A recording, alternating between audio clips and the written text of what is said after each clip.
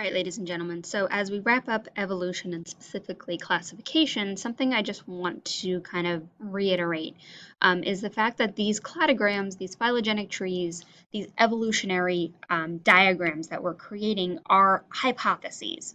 So anytime we get new data, that means we have to adjust that hypothesis, or perhaps we get data that continues to support it. But my point here is that these evolutionary trees are constant works in progress. So as more data gets collected, the likelihood is that more changes will be needed.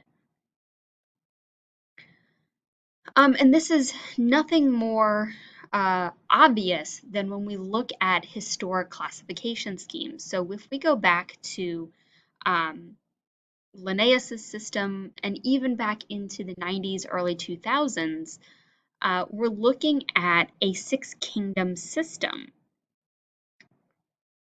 All of the bacteria, all of the single-celled prokaryotes used to all be grouped in the same kingdom, a kingdom called Monera.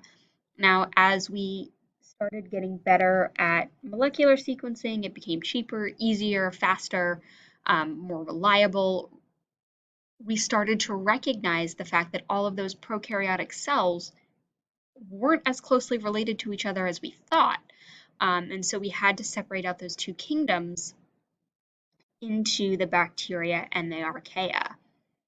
And even more than that, we pulled out the kingdoms and added an additional layer on top of that so that we had those three domains being the domain bacteria, the domain archaea, and then the domain eukarya, which includes your plants, your fungus, your animals, your protists. So we now have not only a six kingdom system, but also a three domain system that includes those six kingdoms.